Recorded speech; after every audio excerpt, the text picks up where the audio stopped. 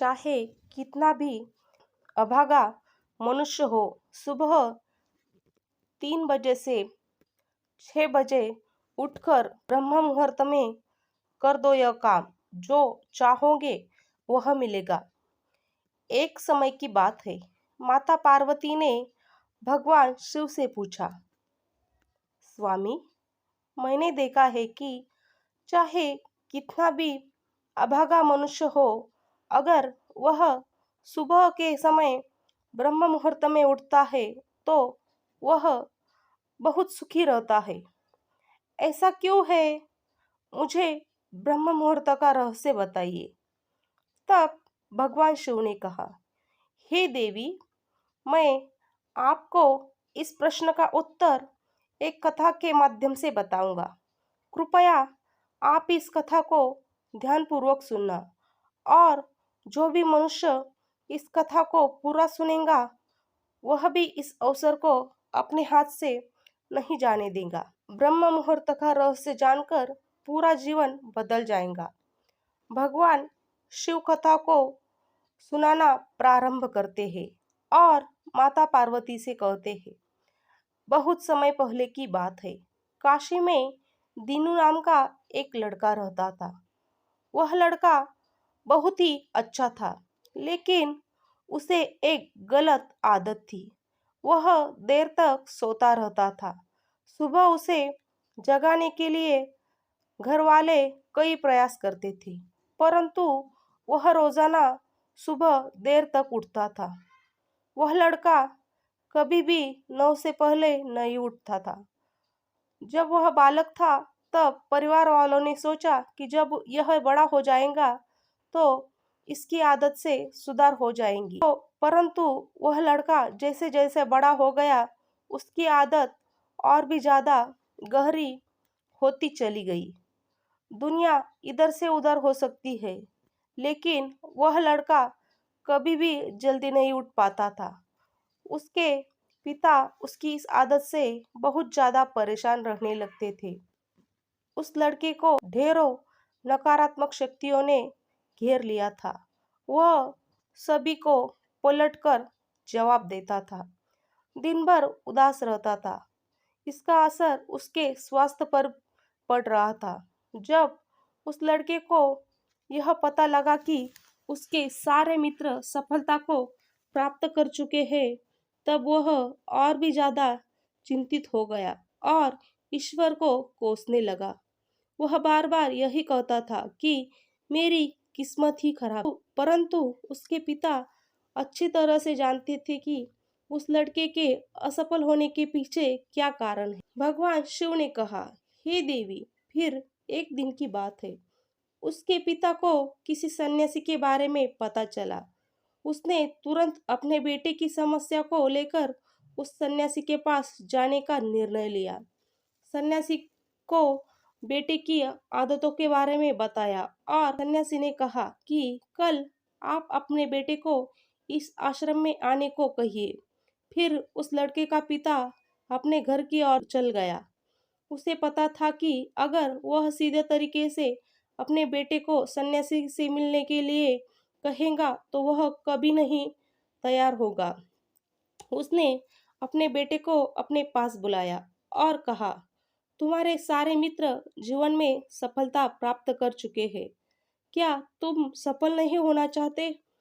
लड़के ने उत्तर दिया कि जरूर पिताजी, परंतु जब भी मैं अपने मित्रों को उनकी सफलता का रहस्य पूछता हूँ तो वह मुझे कुछ नहीं बताते हैं। भगवान शिव ने कहा, हे देवी, फिर उसके पिता ने कहा कि मुझे यह रहस्य का पता चल गया है। वह सभी को वह सभी क्यों सफल होते जा रहे हैं। तब उस लड़के ने बड़ी उत्सुकता से पूछा, क्या पता चल गया है पिताजी? कृपा करके आप मुझे बताइए। उसके पिता ने कहा कि कल सुबह तुम्हें एक सन्यासी के आश्रम में जाकर उनसे मिलना है। यदि तुम वहां पर समय से पहले पहुंच गए तो वह सन्यासी तुम्हें ऐसा मंत्र बताएंगे जिससे तुम सफल हो जाओगे। परंतु एक समस्या है। लड़के ने कहा कि पिताजी, मैं कल पूरी रात जागता रहूंगा और सुबह सन्यासी से मिलकर आऊँगा। उसके पिता ने कहा कि ठीक है, तुम वहाँ जाकर उस सन्यासी की आज्ञा को मानना। पिता की बात सुनकर वह लड़का बहुत अधिक खुश हुआ। जीवन में पहली बार रात्रि में वह जागता रहा, परंतु थोड़े ही समय उसे नींद आ गई और वह सो गया। फिर अगली सुबह जब वह उठा तो उसे पता चला कि सन्यासी से मिलने का समय समाप्त हो चुका था। उसके पिता ने लड़के की तरफ देखा और कहा कि तुम जीवन में कभी सफल नहीं हो पाओगे, जाओ और जाकर सो जाओ। पिता की यह बात सुनकर उस लड़के को बहुत दुख हुआ। उसने मन ही मन स्वयं को चुनौती दी कि कल सुबह वह सन्यासी से मिलने अवश्य जाएगा। उसने अपने पैर पर एक छोटा सा घाव लगा लिया, जिससे दर्द के कारण उसे रात भर नींद नहीं आई। भगवान शिव ने कहा, हे देवी, यह ऐसा पहला अवसर था जब उसने अपने जीवन में पहली बार सूर्योदय देखा था। वह तुरंत ही तैयार होकर सन्यासी से मिलने के लिए चला गया। आज उसका अनुभव कुछ अलग ही था। वह बेहद शांत महसूस कर रहा था। चलते चलते वह लड़का जैसे ही सन्यासी के आश्रम में पहुंचा तो वहां पर उसने देखा कि सन्यासी और उसके सभी शिष्य ध्यान लगाकर बैठे हुए हैं। भगवान शिव ने कहा, हे देवी, फिर जब ध्यान का समय समाप्त हुआ तब लड़का उस सन्यासी के पास पहुंचा और उन्हें प्रणाम करते हुए बोला कि आपके पास कोई ऐसा मंत्र है जिससे मैं सफल हो सकता हूँ? कृपया करके मुझे वह मंत्र बताइए। मैं भी अपने मित्रों के समान सफल होना चाहता हूँ और अच्छे जीवन जीना चाहता हूँ।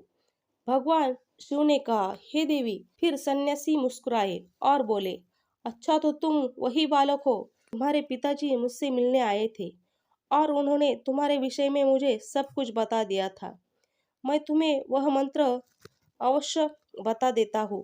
परंतु शब्द सुना तो लड़का घबरा गया। उसने पूछा, परंतु क्या गुरुदेव?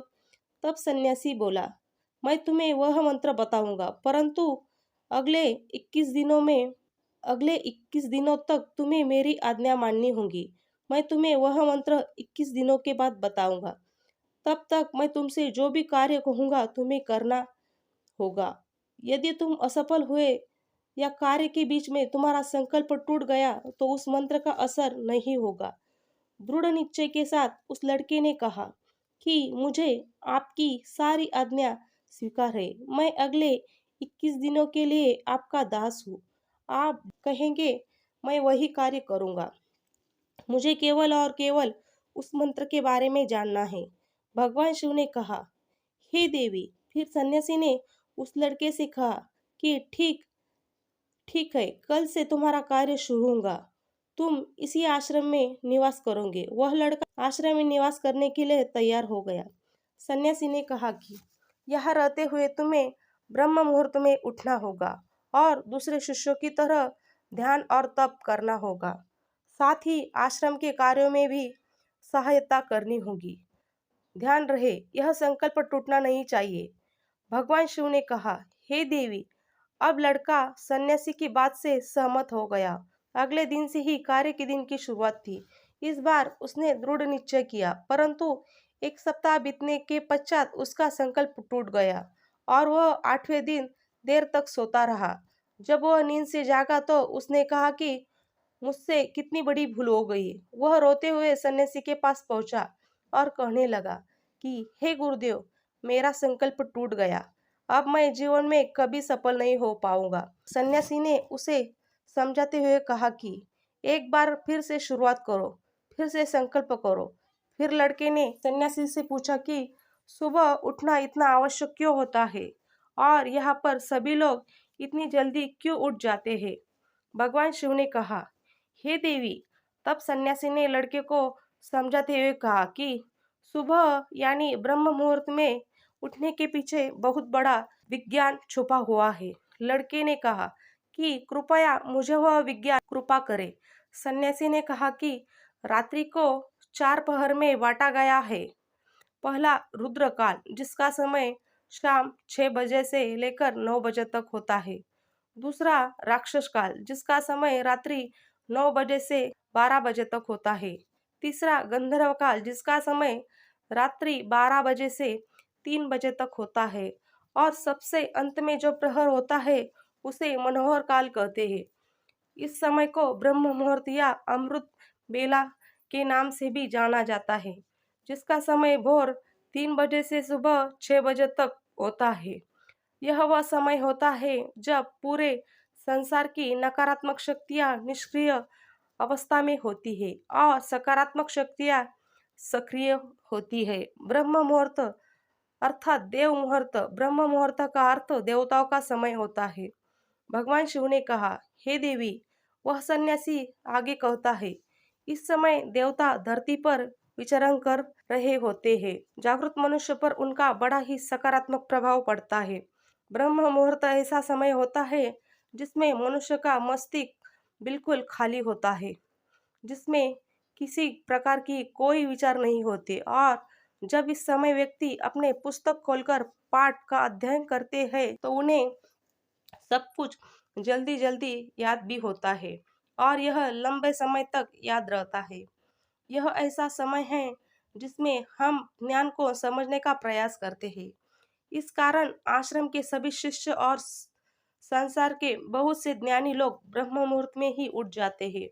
प्राचीन काल में रोशनी का कोई स्रोत न होने के कारण लोग अपने दिन का समापन सूर्यास्त के साथ और आरंभ सूर्योदय के साथ करते थे। यह एक तरीका है जिससे मानव जीवन प्रकृति के साथ तालमेल बनाकर चलता है। भगवान शिव ने कहा, हे देवी, फिर फिर उस लड़के ने कहा कि ठीक है, मैं कल से अपना संकल्प फिर से शुरू करता हूँ, परंतु ब्रह्म मुहूर्त में उठकर मुझे क्या क्या करना चाहिए।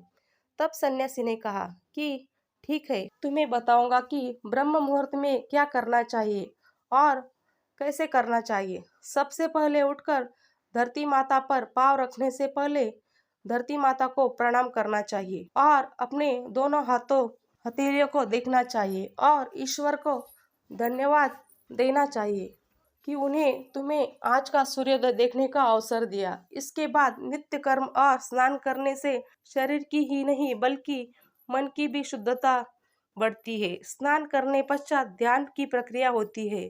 ब्रह्म मुहूर्त में ध्यान की अवधि 21 दिनों तक होती है।